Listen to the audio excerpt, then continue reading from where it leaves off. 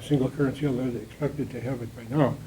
But that's an idea of some independence, an independent South American organization to try to eliminate or reduce at least the tremendous influence of the United States government. This is one of the things I think was important about the Morales election. We have an election here where the president said he's a socialist, has pursued policies that are highly redistributive, has won election, and has won election after forcing the U.S.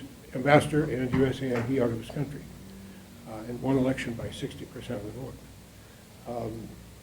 So I think that that's important. They've also set up an organization, CELAC, which is a community of Latin American countries that also has other Latin American countries, particularly including one that I've done a good deal of work in and I'm interested in, that's Colombia. Colombia, I think, is a country where the United States influence is very substantial. The United States support for the Colombian military is very substantial. Colombian military is estimated to have 400,000 soldiers, and they're even talking about exporting these military forces and soldiers for activities in other countries. They also have 300,000 police in Colombia, so it's a highly military society. And this is a very different kind of a model, I think. There have been some problems, and I'm going to refer to those in a moment. And there has been a police presence in Bolivia in certain controversies. But I think the whole idea of something that's independent from the U.S. influence, and particularly the militaristic influence that the U.S. exhibits, it's always the United States government, in my view, is always focused on the military, supporting the military. And that's true in Colombia, particularly, where the U.S. can use 7 military bases that have been set out there. It's not true in Bolivia. So I think that's a positive. From my point of view, it's a positive development. I think that was the case also for the other people from the National Lawyers Guild who were on this delegation. The characteristics of the Bolivian government under Morales, the first thing that he did basically was to nationalize the gas deposits and indicate that they legislate that the mineral resources of the country belong to the state. The part above the ground may belong to in private hands, but the mineral wealth of the country below the surface belongs to the state. He has pursued this idea by nationalizing basically the basic industries, and the focus of the government has been on mineral and oil development, and that can be a problem because there's only so much mineral resources available. It's also a problem for the environment, and there are environmental groups that we met with in Bolivia. And they're concerned about the fact that the mining has negative consequences for the environment, particularly where mercury is being used in the process of getting the minerals out, and that mercury is contaminating the environment. There is a good deal of opposition to the type of focus of mining, and I think the Morales government has tried to respond to that in a way by saying that they want to industrialize. This has been a plan of theirs from the beginning, not only to have mineral exports, natural resources exported, but to have some processing of those minerals within the country so that they're not simply losing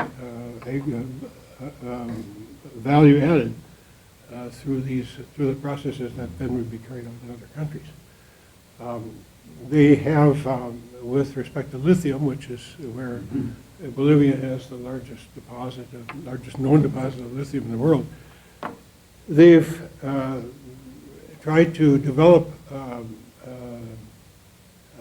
a process for processing lithium that would involve all of the processing needed within Bolivia. That, they said, when we talked to people about this, they're about 95% of the way toward getting there, but they haven't gotten there so far, and they, in fact, according to one of our sources, they import lithium at this time for whatever the uses that they may need, cell phones particularly and other things. And so it hasn't really well worked. Here you have a model that says we're going to do this and we're going to be independent of simply resource export, because we're going to use our natural resources, we're going to process things from them, and we're going to sell that with the value added. It hasn't really gotten there with lithium, and that's true for most of the other products as well. The Morales government has been criticized for entering into agreements with oil production companies and with mineral companies to process, to provide these resources on a fairly liberal basis as far as what the country of Bolivia gets from these exports of minerals, and the fact that they haven't really been able to develop industrially. I have a study here that was done that says where is the Bolivian economy going? It's a large study done by Carlos Arce Vargas, and we met with him and he talked to us about this, and their concern is that with this policy and declining deposits of resources, mineral resources, what does that portend for the future of Bolivia? And I think it's a little hard to say at this point, but it certainly is a concern. Another concern that the government has probably not faced as much as it should have, perhaps, is the problem of water scarcity. As I think you all probably know, the water wars in the year 2000 were a major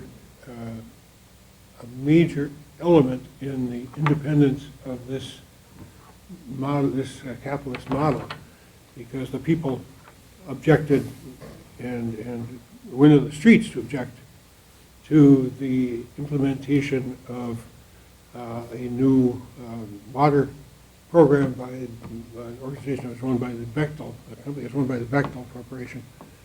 And if people couldn't pay for water, they actually had the ability to take their homes away from them if they ran up a debt that they hadn't paid.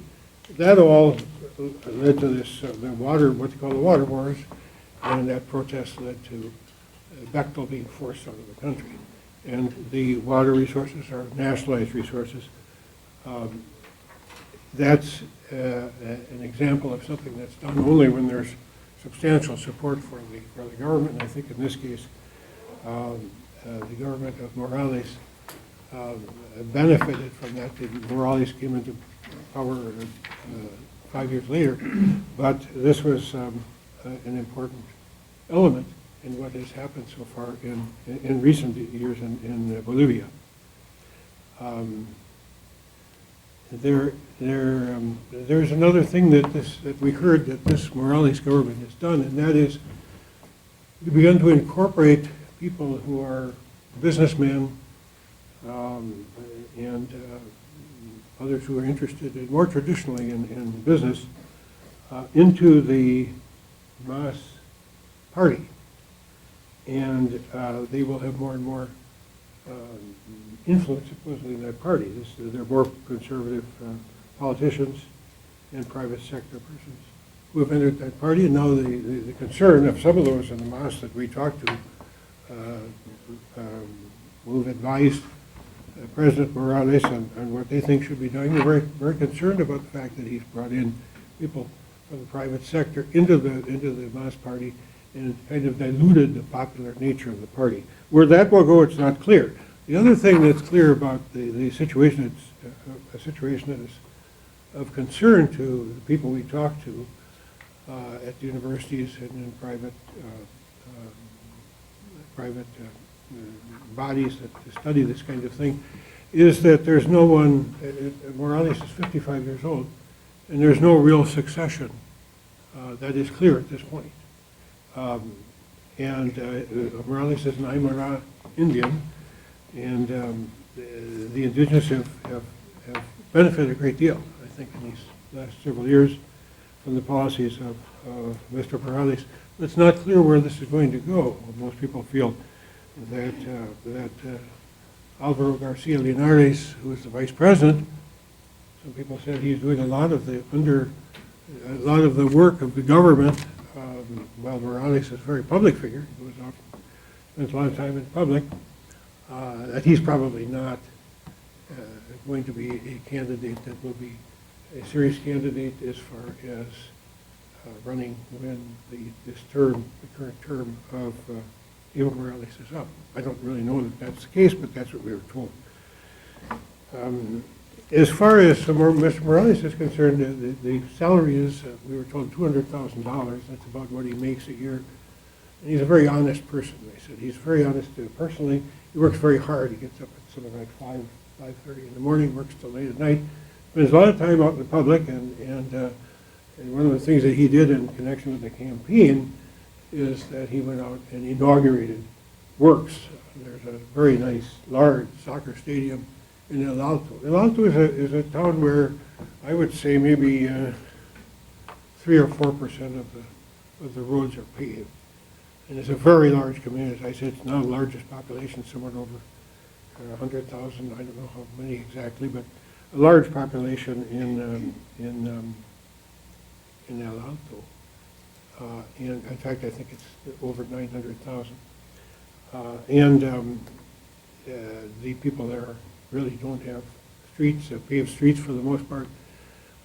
Most of the people that live there actually now work, I think, in service industries, and a number of them in La Paz. They did build a car, one of these funicular arrangements, and it's very good. We rode it. It's very nice. It takes probably about 10 minutes, maybe less, to get from La Paz to El Alto. So it's much better than having to come down the hill and other transportation. And it's very convenient for people. It's one of the things that has been a positive, I think, for this government.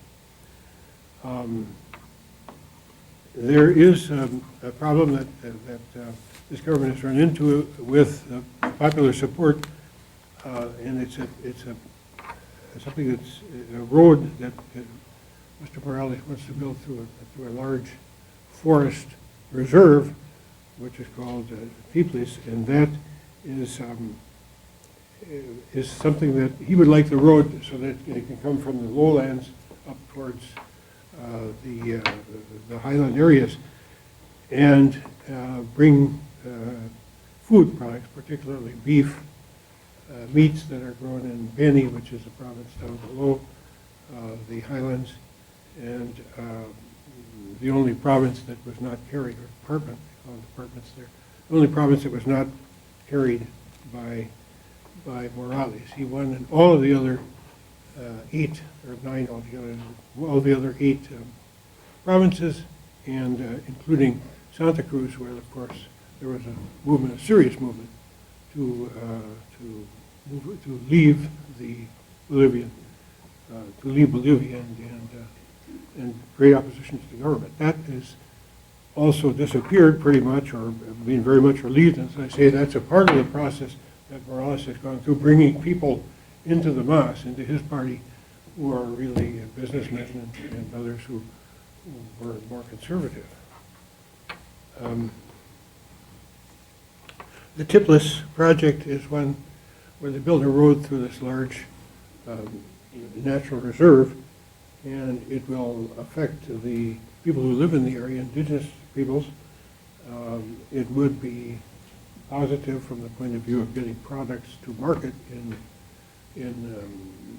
La Paz, and in that area, in Cochabamba, but it will have negative consequences almost certainly for the environment, and it will also have consequences for the indigenous people who live in the area as businesses move in and commerce moves in. And so there's a great deal of opposition to that. The President, Morales, has gone back and forth on this. At first he said he didn't want to build this road, and then he decided he would build the road. And then he kind of said he wouldn't, and now it appears he is going to go forward with the road. Not clear yet, but that's one of the things that he's going to be facing in this term.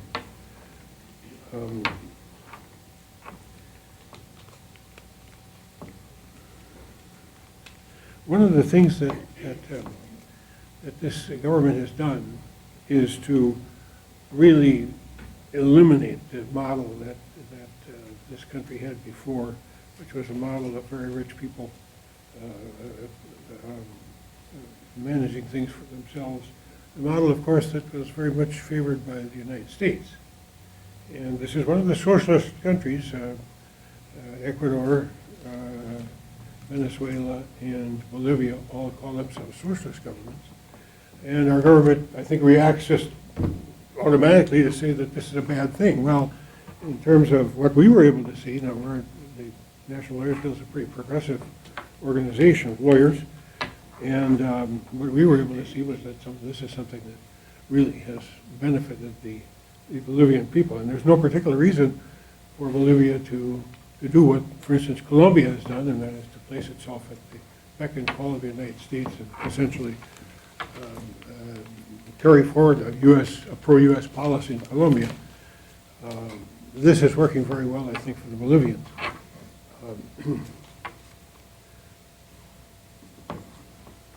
It's also, I think, a way that the Bolivians have brought together the indigenous peoples and have given them a good deal of pride. I think it's wonderful to see. One sense is there that there's a lot of pride among the indigenous people that, after all, one of them is president. And not only president, he's been reelected essentially 2 different times, elected and then reelected twice. And the vote at more than 60% is a substantial vote in favor of Mr. Morales. So I think that the things that we observed, I would just summarize by saying we observed an election that we thought was free and fair, with some difficulties in providing space and in people knowing where the space was, where they were to vote, a little delay in getting them to the place where they had to vote. And then there was a problem in getting the results out. This was an electronic problem, essentially. It wasn't, I think, one where there was a problem with votes being stolen or lost or whatever, or other votes being made up or whatever. This was a problem where they had promised that they were going to get the results of the election out. 70% of the results would be out by 11 o'clock on the evening of the election day, October 12th. They weren't able to do that.